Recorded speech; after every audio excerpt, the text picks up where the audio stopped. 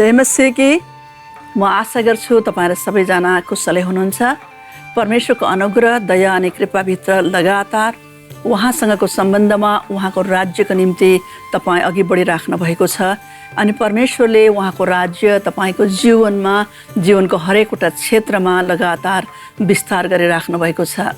यद्यपि हामी बडो कठिन समयबाट भएर गुज्रिराखेका छौँ, हिँडिराखेका छौँ। जब हामी संसार वरिपरिका परिस्थितिहरूलाई हेर्छौँ, हामीलाई बडो यो परिस्थितिहरूलाई देख्दै गर्दाखेरि एकदमै अनसर्टेनिटीको पिरियडहरू, एकदमै अस्थिरताका समयहरूलाई हामी देखिराखेका छौँ अनि हाम्रो मन धेरैचोटि यो परिस्थितिहरूलाई हेरेर भयभीत हुँदै गरेको हुन्छ। तर धर्मशास्त्र बाइबलले के भन्छ भनेदेखिलाई घोर अँध्यारोले यस पृथ्वीलाई ढाक्नेछ। यो चाहिँ परमेश्वरको वचन हो अनि यो घटनाहरू जो हामीले आजको दिन वरिपरि देखिराखेका छौँ, यी घटनाहरू हुन आउने नै छन्, किनकि परमेश्वरको धर्मशास्त्रको वचन शब्द शब्द चाहिँ पुरा हुन जरुरी छ। अनि जसै परमेश्वरको वचन पुरा भइराखेको हुँदछ अनि यी घटनाहरू भइराखेका छन्, बाइबलले हामीलाई के प्रतिज्ञा गरेको छ भनेदेखि उहाँको धार्मिकताको सूर्य चाहिँ हामी माथि शक्तिशाली रूपमा उदाउनेछ अनि उहाँको महिमाको ज्योतिले हामी उहाँको भय मान्ने छोराछोरीहरूलाई निश्चय भर्नेछ अनि उहाँले हामीलाई यस अँध्यारो जगतमा प्रकाशमान पार्नुहुनेछ। त हामीले निश्चय नै परमेश्वरसित यो प्रार्थना गर्नु जरुरी छ, प्रभु परमेश्वर यस परिस्थितिहरूको सामना गर्दा गर्दै पनि तपाईले हामीलाई शक्तिशाली, बलियो अनि यो अँध्यारो दिनहरूलाई सामना गर्न सक्ने बनाउनुहोस् भनेकन म आशा गर्छु तपाईहरु सबैजना ठिकठाक हुनुहुन्छ अनि विशेष गरिकन म तपाईलाई धन्यवाद दिन चाहन्छु। तपाईले लगातार हामीलाई तपाईहरुको फिडब्याक पठाइराख्नु भएको छ अनि तपाईलाई कार्यक्रम कस्तो लाग्यो, कसरी आशिष पाउनुभयो भन्ने कुरा तपाईले लगातार हामीलाई जानकारी दिइराख्नु भएको छ। तपाईलाई धेरै धेरै धन्यवाद।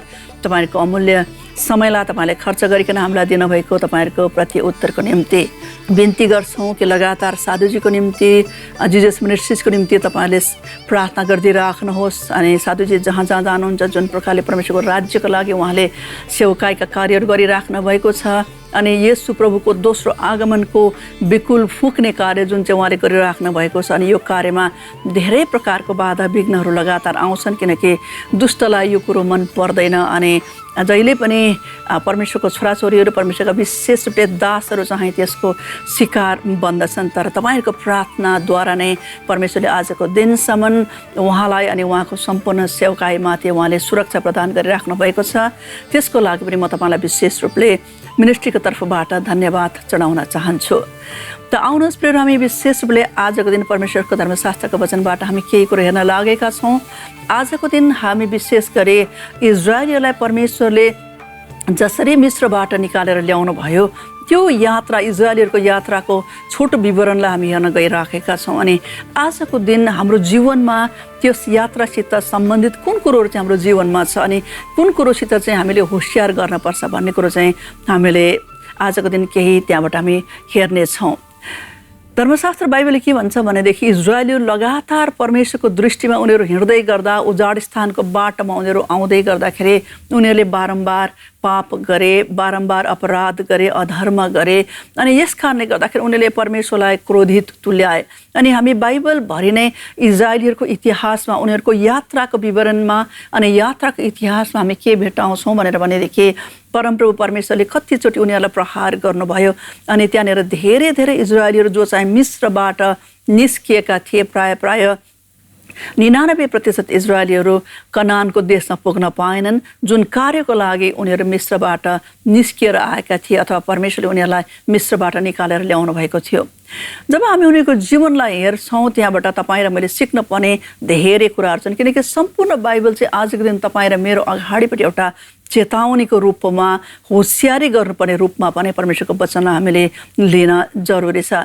आउनुहोस् आजको दिन हामी उनीहरूको यात्राबारे के हेर्न लागेका छौँ। जसै उनीहरू पहिलो महिनाको 15औं दिनमा उनीहरूले मिस्रबाट आफ्नो यात्रा सुरु गरे। तपाईँलाई थाहा छ कि जब मिस्रबाट इजरायलीहरू निस्किएर आए त्यो समय इजरायलीहरूले परमप्रभु परमेश्वरको शक्तिशाली हातको प्रकटीकरणलाई उनीहरूले देखेका थिए कि कसरी परमप्रभु परमेश्वरले 10वटा शक्तिशाली सामर्थ्यलो विपत्तिहरू मिस्रमाथि उहाँले प्रहार गर्नुभयो वरिकन अनि अन्तमा सारा मिस्रका जेठा छोराहरूमाथि प्रहार गर्नुभइकन अनि फिरौनदेखि लिएर प्रजाको तल्लो दर्जाको मानिसको जेठो छोरालाई सबैलाई उहाँले प्रहार गर्नु भए पछाडि जसै फिरौनले अत्तालिएर अब जाऊ तिमीहरूको सबै मानिसहरूलाई लिएर तिमीहरूको पूजा गर्ने आराधना गर्ने उपासनाको स्थलमा तिमीहरू जाऊ, म तिमीलाई छोडिदिन्छु भनिकन जसै तिनले त्यहाँनिर आदेश दिएका छन्, इजरायलीहरू त्यहाँबाट निस्केर आए। अनि उनीहरू निस्केर आउँदै गए अनि जब उनीहरू सुक्कोतमा आइपुगे, त्यो यात्राका विवरण तपाईँले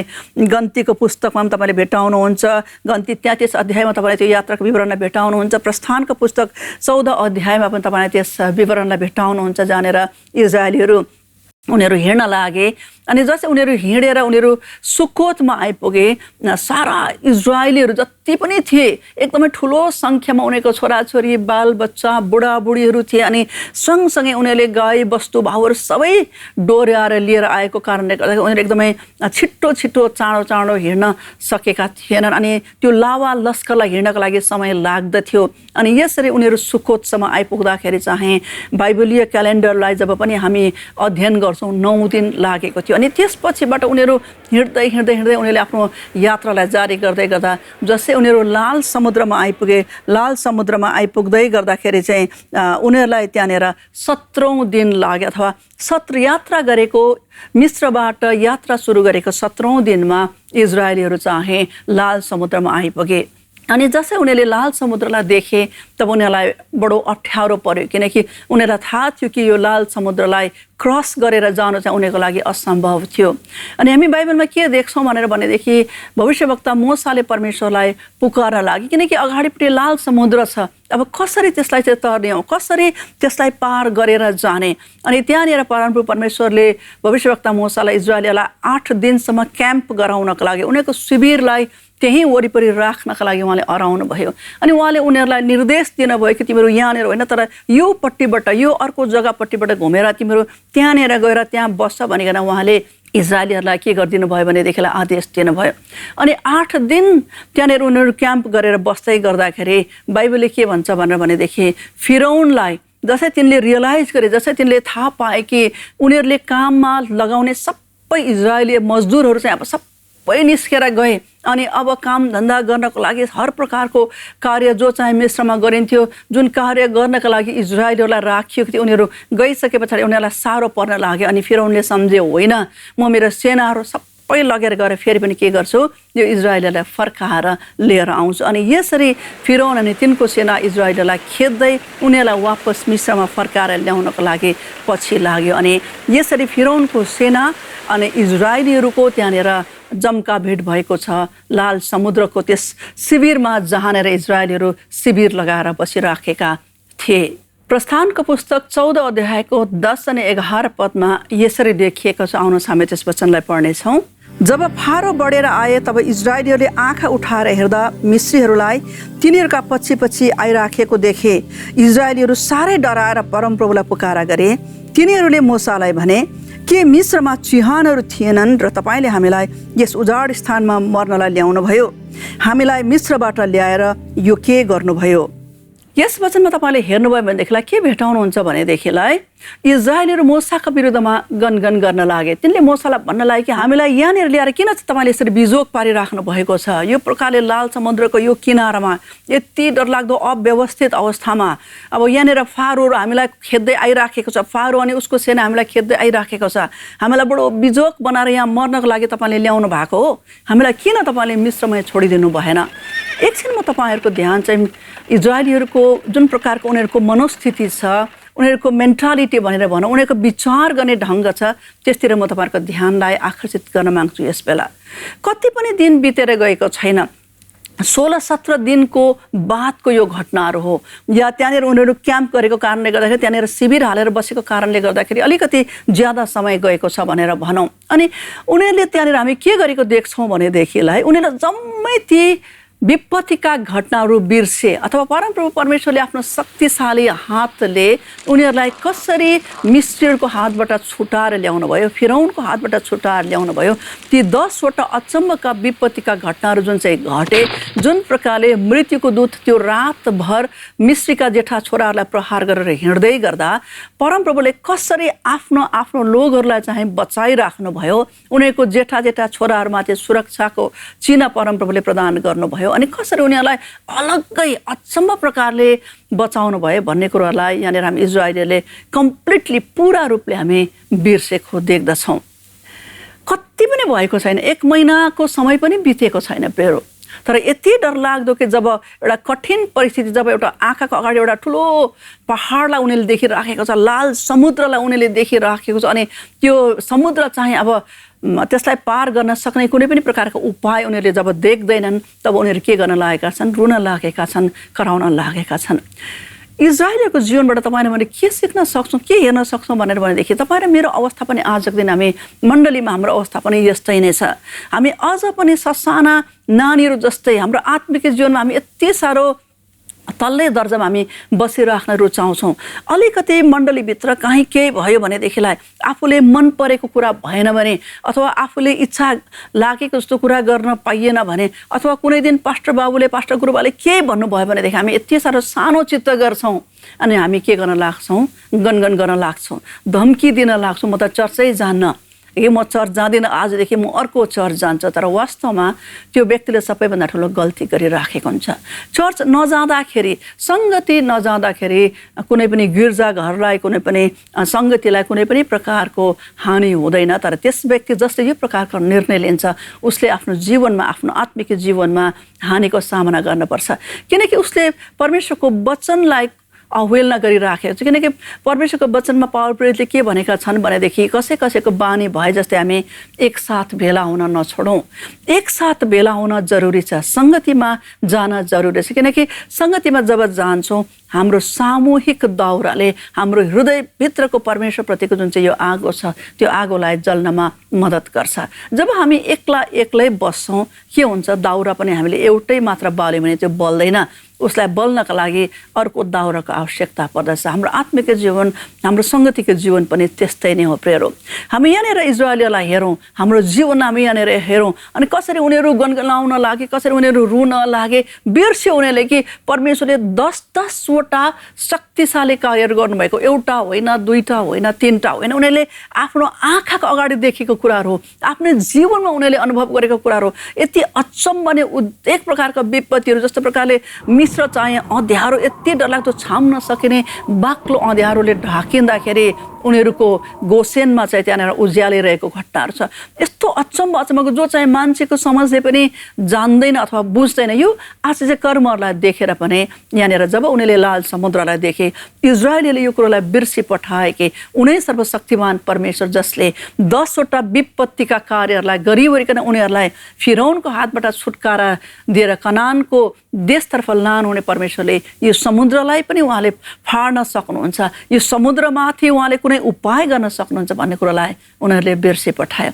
आजको दिन तपाईँ र मेरो आत्मिक जीवन अनि अवस्था के छ? के तपाईँ र म आजको दिन यो प्रकारको लाल समुद्र रूपी एउटा ठुलो बाधालाई आफ्नो अगाडि देख्दै गर्दाखेरि हामी प्रभुतिर मुख फर्काएर के भन्दैछौँ कि प्रभु बेकार भएछ मैले त तपाईँलाई ग्रहण गरेको, साह्रो पर्ने रहेछ ईसाई जीवन जिउनु भनेर तपाईँले भन्दै हुनुहुन्छ कि सर्वशक्तिमान परमेश्वर जसको हात बचाउन नसक्ने गरी शक्तिहीन भएको छैन अनि जसको कान सुन्न नसक्ने गरी बाक्लो पनि भएको छैन, उहाँतर्फ हेरेर तपाईँले भन्दै हुनुहुन्छ जो परमेश्वर म जान्दछु तपाईँले मलाई यस ठुलो समस्याबाट पनि बचाउन सक्नुहुन्छ।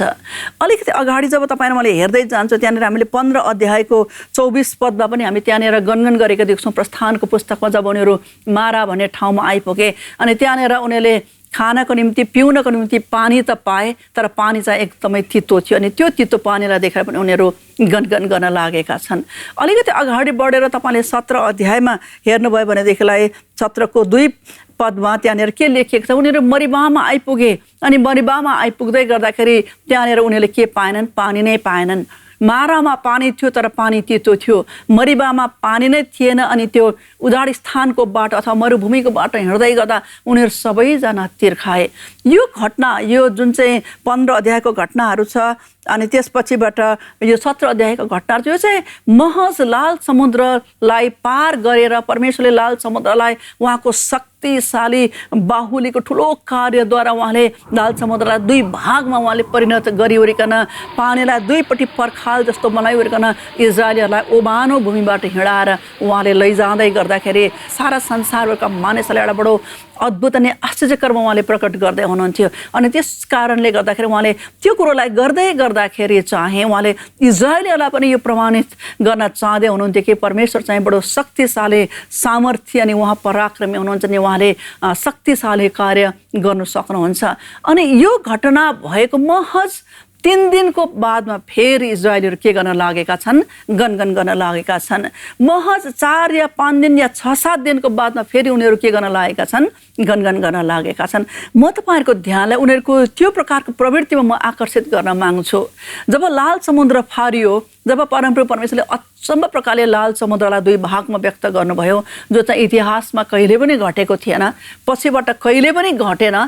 यो कुरो चाहिँ सायद यस पृथ्वीमा अनि लाल समुद्रमा कुनै पनि ठाउँमा भएको सायद पहिलो अनि अन्तिम घटना हुनसक्छ आजको दिनको इतिहासमा। अनि हामीले यसरी हेर्दै गर्दाखेरि यस्तो अचम्मको कार्य भइसके पछाडि हामी देख्छौँ कि भविष्यवक्ता मूसाले प्रशंसा गर्न लागे, तिनले आराधना गरे, तिनले परमप्रभु परमेश्वरलाई धन्यवाद चढाए जसै उनीहरूले लाल समुद्रलाई उनीहरूले पार गरिसके। अनि उनीहरूलाई पछ्याउँदै पछ्याउँदै उनीहरूको देखासेखी गरेर त्यो ओबानो भूमिबाट अनि फारो अनि तिनको जति पनि सेनाहरू थिए त्यहाँनिर पछि दगुरेर आउँदै थिए। परमप्रभु परमेश्वरले फेरि पनि इजरायलीहरू अन्तिम इजरायलीले जसै त्यस समुद्रको भागलाई उसले पार गरिसके उहाँले फेरि पनि त्यस समुद्रलाई उहाँले फेरि पनि उसको बहाउलाई फर्काइ ल्याउनुहुँदाखेरि ती जम्मै मिश्री सेनाहरू चाहिँ पानीमा डुबेर मरेको घटना छ। अनि त्यो घटनाको बादमा हामी देख्छौँ कि भविष्यवक्ता मूसाले बडो आनन्दित भएर परमेश्वरलाई महिमा दिँदै उनले गीतहरू गाएका छन्, उनले त्यहाँनिर भजन गाएका छन्। अनि सँगसँगै इजरायलीले पनि परमप्रभु परमेश्वरको भजनलाई गाएका छन्, उहाँलाई धन्यवाद दिएका छन्, उहाँलाई प्रशंसा गरेका छन्। अनि सँगसँगै हामी अगमवादिनी मरियमले पनि खैँजडी लिएर स्त्रीहरूको दललाई तिनले पनि अगाडिपट्टिबाट अगुवाई गर्दै परमेश्वरको निम्ति तिनले बडो त्यहाँनिर प्रशंसा अनि स्तुतिको गीत उनले गाएका छन्। अनि परमप्रभु परमेश्वरको शक्तिशाली कार्यको उहाँहरूले बखान गरेका छन्। यसको ठिक 3 दिन बादमा, मात्रै 3 दिन बादमा तपाईँले हेर्न सक्नुहुन्छ उनीहरू कहाँनिर आए, मारामा आए। अनि पानी छ तर तितो छ, पानी खान सकिएन। यति साह्रो छिट्टो भुल्ने तपाईँ र मेरो प्रवृत्ति छ। परमेश्वरले गर्नुभएको आश्चर्य कर्म हाम्रो जीवनमा प्रशस्तै छन्। यो बेला एकछिन तपाईँले परमेश्वर तपाईँको जीवनमा गर्नुभएको अद्भुत कार्यहरूलाई तपाईँले एकछिन गन्ती गर्नुहोस्। तपाईँले धेरैचोटि छिट्टो भुल्ने गर्नुहुन्छ, म पनि त्यस्तै नै छु, धेरैचोटि छिट्टो बिर्सन्छु। भोलिको दिन मैले कुनै पनि प्रकारको समस्याको सामना गर्नु पर्यो भने मेरो परमेश्वरले मलाई शक्तिशाली रूपले मेरो जीवनमा यो कार्य गर्नुभएको भन्ने कुरालाई म बिर्सी पठाउँछु। मात्रै 3 दिन भएको छ, कति दिन पनि भएको छैन। अनि उनीहरूलाई यो कुरो पनि थाहा हुनुपर्ने कि उनै परमेश्वर, जुन परमेश्वर लाल समुद्रलाई 2 भाग गर्नुभयो, जो चाहिँ कहिले पनि भएको थिएन, यस्तो परमेश्वरले त्यस माराको तितो पानीलाई मिठो बनाउन सक्नुहुन्न थियो। त्यो त उनीहरूले एउटा सानो कमन सेन्स लाउनु पर्ने कुरा हो नि त। अनि अघि गइवरिकन 17 अध्यायमा हामीले हेऱ्यौँ भनेदेखि चाहिँ मरिबामा पानी थिएन, जुन परमप्रभु याहवे परमेश्वरले लाल समुद्र जस्तो शक्तिशाली समुद्रको पानीलाई उहाँको एउटा आवाज उहाँले 2 भाग गर्नुभइकन बाटो बनाउन सक्ने, इजरायलीहरूलाई ओबानो भूमिमा हिँडाएर लैजान सक्ने परमेश्वरले त्यस मरिबा भन्ने ठाउँमा पानीको बन्दोबस्त गर्न सक्नुहुन्थेन, अवश्य पनि सक्नुहुन्थ्यो। तर एकदमै छोटो समयभित्र हामी के देख्छौँ भनेदेखि इजरायलीहरूको मनस्थिति चाहिँ घरि परमप्रभु परमेश्वरको कार्यलाई लगातार बिर्सिराख्ने, भुलिराख्ने प्रवृत्ति। अनि फेरि पनि एकदमै घोप्टो प्रकारको उनीहरूको जीवन क्या, सधैँ मुनि मात्र हेरिराख्ने, तलै मात्र हेरिराख्ने, तलकै कुरा मात्र हेरिराख्ने। पानी भएन, पानी तितो भयो, खाना पाइएन, कुनै के भएन, यो भएन, त्यो भएन भनिकन त्यो कुराहरूमै उनीहरूको मन चाहिँ लगातार गइराखेको हामी यहाँनिर देख्छौँ। उनीहरू हिँड्दै गए, उनीहरूलाई भोक लाग्यो, परमप्रभु परमेश्वर उनीहरूलाई खाना जुटाइदिन भयो। उनीहरूले भने हामीले मासु खान पाएका छैनौँ, अनि त्यहाँबाट परमेश्वरले उनीहरूको लागि मासु जुटाइदिन भयो। अनि उनीहरूको माइन्ड, उनीहरूको मन कुरो सबै कुरो चाहिँ खालि संसारकै कुरोमा खानेमा पिउनेमा कुनै के गर्नुपर्नेमा यो गर्नुपर्ने यो भएन त्यो भएन आफ्नो आफ्नै विचारहरूलाई अगाडिपट्टि राख्ने कुरोहरूमा मात्रै तपाईँ र मेरो आत्मिक अवस्थालाई तपाईँले मैले हेर्न बुझ्न नै जान्न जरुरी छ। जबसम्म हामी हाम्रो आइडेन्टिटीलाई हाम्रो चिन्हारीलाई बुझ्दैनौँ नि अथवा जान्दैनौँ नि हामी चाहिँ जहिले पनि इजरायलीहरू जस्तै यसरी नै तलका कुराहरूलाई मात्र हेरिराख्ने हुन्छौँ। त्यसै कारणले गर्दाखेरि परमप्रभु परमेश्वरले उनीहरूलाई के गर्न सक्नु भएन, कनानमा पुर्याउन सक्नु भएन।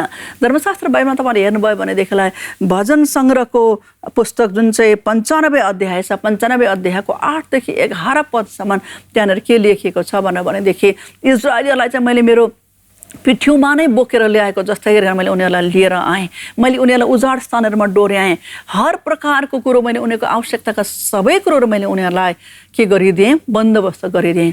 तर यो जाति चाहिँ यति साह्रो अटेरी जाति, कडा गर्दन भएको जाति, त्यस कारणले गर्दाखेरि चाहिँ उनीहरूले चाहिँ कहिले पनि आफ्नो चिनारीलाई के गर्न चाहेनन्, बुझ्न चाहेनन्, त्यसलाई अपनाउन चाहेनन्। घरि उनीहरूलाई मैले बताइराख्नु पर्यो। त्यसै कारणले गर्दाखेरि यो जातिले चाहिँ मेरो मार्गलाई चिनेकै छैन भनेर परमप्रभु परमेश्वरले भन्नुभयो। बडो अचम्मको कुरा, बडो दुःख लाग्दो कुरा कि एउटा इजरायली जाति जुन जातिलाई चाहिँ परमप्रभु परमेश्वरले आफ्नो शक्तिशाली बाहुद्वारा सारा संसारको अगाडिपट्टि ब्रह्माण्डको अगाडि अद्भुत कार्य गर्दै आफ्नो विशिष्ट जाति बनाउनको लागि उहाँले लिएर आउनुभयो, त्यो जातिलाई चाहिँ परमप्रभु परमेश्वरले भजनमा आइकन के भन्दै हुनुहुन्छ भनेदेखि यी मानिसहरूले यो जातिले मेरो मार्गलाई के गरेकै छैन, चिनेकै छैन। आज दिन म तपाईँलाई पनि आफ्नो जीवनमा यस कुरोलाई हेर्नका लागि म आग्रह गर्छु। के तपाईँ र मैले परमेश्वरको मार्गलाई चिनेका छौँ? के तपाईँ र मैले परमेश्वरको बाहुलीलाई हाम्रो जीवनहरूमा थाहा गर्दै पनि धेरैचोटि उहाँबाट आफ्नो मुखलाई पर सारेका छौँ अनि संसारकै कुराहरूलाई खोज्नको लागि अनि संसारका कुरो परमप्रभु परमेश्वर हाम्रो जीवनमा दिनु भएन भनेर उनीहरू जस्तै तपाईँ र मैले पनि के गनगन गरिराखेका त छैनौँ। हामीले हाम्रो चिन्हारीलाई बुझ्न अनि जान्न जरुरी छ, किनकि बाइबलले भन्छ कि परमप्रभु परमेश्वरको नजरबाट हामी कहिले पनि अदेख छैनौँ।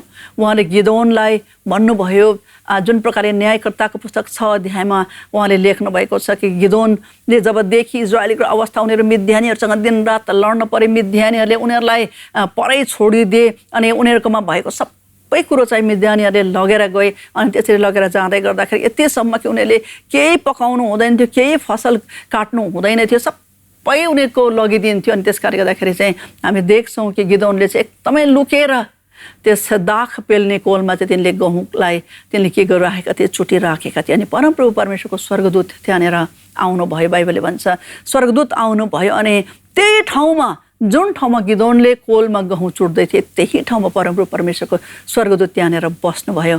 अनि के भन्नुभयो भनेदेखि चाहिँ तँ वीर मानिस होस् अनि परमप्रभु तँसँग हुनुहुन्छ। बडो अचम्मको कुरा, जुन अवस्थामा गिदोन छ उसले आफ्नो जीवनलाई कहिले पनि परमप्रभुको उपस्थिति छ भन्ने कुरालाई उसले पत्तै पाएको थिएन। वास्तवमा गिदोनलाई याद थिएन कि परमप्रभुको नजरले चाहिँ गिदोनलाई लगातार के गरिराख्नु भएको छ, हेरिराख्नु भएको छ, वाच गरिराख्नु भएको छ। गिदोनलाई याद थिएन, तर परमप्रभु परमेश्वरले गिदोनलाई हेर्दै हुनुहुन्थ्यो, के गर्दैछ, कहाँ जाँदैछ, कसरी बस्दैछ, के सोच्दैछ, सबै कुरो उहाँको नजरमा थियो। तपाईँ पनि आज एक दिन परमप्रभु परमेश्वरको नजरमा हुनुहुन्छ। प्यारो, तपाईँले के गर्दै हुनुहुन्छ, के सोच्दै हुनुहुन्छ, कहाँ जाँदै हुनुहुन्छ, उहाँले सबै कुरो तपाईँको बारेमा जान्नुहुन्छ अनि बुझ्नुहुन्छ। आउनुहोस् म यस बेला तपाईँको निम्ति प्रार्थना गर्न गइराखेको छु। सर्वशक्तिमान परमेश्वर पिता, जतिजनाले यस कार्यक्रमलाई हेरिराखेका छन् अनि जतिजनाले पछिबाट प्रभु सामाजिक सञ्जालको माध्यमबाट यस कार्यक्रमलाई हेरिराखेका हुनेछन् उनीहरू सबैलाई म तपाईँ जिउँदो परमेश्वरको हातमा यस बेला समर्पण गर्छु। तपाईँको अनुग्रह, करुणा अनि कृपा यी तपाईँको छोराछोरीको जीवनमा माग्छु। आजको दिन प्रभु हामीले सुनिराखेका छौँ कि हामी हाम्रो जीवनहरूमा कहाँनिर कुन स्थानमा प्रभु हामी खडा छौँ, कि हामीलाई पनि प्रभु परमेश्वर इजरायलीलाई जस्तै बारम्बार तपाईँले हामीलाई दिनुभएको चिन्हारीको निम्ति के हामी सङ्घर्ष गरिराखेका छौँ कि प्रभु यी जम्मै तपाईँका छोराछोरी जसले यस कार्यक्रमलाई हेर्दैछन् प्रभु उनीहरूको जीवनमा यो प्रकारको कुनै पनि प्रकारको प्रभु विचार छ, उनीहरूलाई लागिराखेको छ म चाहिँ एकदमै तल पुगेको छु, मेरो आत्मिक अवस्था एकदमै तल झरिराखेको छ भनिकन उहाँले सोचिराख्नु भएको छ भने पवित्र आत्मा आजको दिन तपाईँले उनीहरूलाई यो कुरो भन्दै हुनुहुन्छ, तँ चाहिँ परमप्रभु परमेश्वरको नजरबाट दूर छैनस्, परमप्रभु परमेश्वरको नजरबाट तँ टाढा छैनस्। यद्यपि तँलाई यो कुरो थाहा नहुन सक्छ, तर सारा पृथ्वीमा आफ्नो नजर अनि आफ्नो दृष्टिलाई दौडाउनु हुने यहोवा परमेश्वरको नजरबाट तँ कहीँ पनि बाहिर छैनस्। उहाँले तेरो अवस्थालाई देखिराख्नु भएको छ, तेरो जीवनलाई देखिराख्नु भएको छ अनि तेरो जीवनका सबै क्रियाकलापहरूलाई उहाँको अगाडिपट्टि परमेश्वरले थाहा गरिराख्नु भएको छ। प्रभु परमेश्वर, म विशेष रूपले तपाईँलाई धन्यवाद दिन्छु। यी तपाईँका छोराछोरी जसले यस बेला प्रभु आफ्नो जीवन तपाईँमा समर्पण गर्दै प्रभु उनीहरूले पश्चाताप गरिराखेका छन् कि प्रभु परमेश्वर आजको दिनसम्म लगातार प्रभु तलका कुराहरू मात्रै हेर्ने भएँ, तल पृथ्वीका कुराहरू मात्रै, शरीरका कुराहरू मात्रै, प्राणका कुराहरूमा मात्र मैले मेरो आफ्नो मनलाई लगाएँ। तर आजको दिन म यो कुरोमाथि म विश्वास गर्छु अनि यस कुरालाई म आजको दिनदेखि लिन्छु कि अब म माथिका कुराहरूलाई हेर्नेछु। अब तपाईँ परमेश्वरले मेरो जीवनमा दिनुभएको चिन्हारीलाई म मेरो जीवनमा बोकेर हिँड्नुहोस् अनि म यस कुरोलाई बिर्सने छैन भनिकन उनीहरूले प्रण गरिराखेका छन्। पवित्र आत्मा, म तपाईँलाई यो प्रार्थना गर्छु, तपाईँको छोरा अनि तपाईँको छोरीहरूलाई प्रभु तपाईँले यस प्रणमा अडिग हुन, दृढ हुन प्रभु परमेश्वर अनि खडा हुनमा तपाईँले मद्दतको हार अनि सहायता गर्नुहोस्। जतिजना रोगी अनि बिमारीहरूले यस कार्यक्रमलाई हेरिराखेका छन्, हे स्वर्ग हुनु परमेश्वर पिता, तपाईँ जो धर्मको सूर्य हुनुहुन्छ, येशू प्रभु आफ्नो पखेटामा आरोग्यता लिएर प्रभु यी रोगी अनि बिमारीहरूको जीवनमा तपाईँ उदाउनुहोस् अनि तपाईँको चङ्गाइद्वारा प्रभु तपाईँले तपाईँको भलाइलाई यी तपाईँका छोराछोरीको जीवनमा प्रकट गरी बक्सनुहोस् अनि तपाईँको महिमा, तपाईँको राज्यको विस्तार हुन सकेकोस्। बिन्तीलाई माग्छु हामीलाई माया गर्ने मुक्तिदाता येशू तपाईँको नाउँमा, आमेन। हवस्, अब यस कार्यक्रमबाट म तपाईँहरू सबैजनासित बिदा लिन चाहन्छु। अर्को पालि यसै समयमा हामी तपाईँहरू सबैजनासँग फेरि भेट्नेछौँ। जय मसीह। हाम्रो ठेगाना यस प्रकार छ: Jesus ministries, post box 15, Kalebung 734301, Paschim Bengal, Bharat. Telephone number 255052।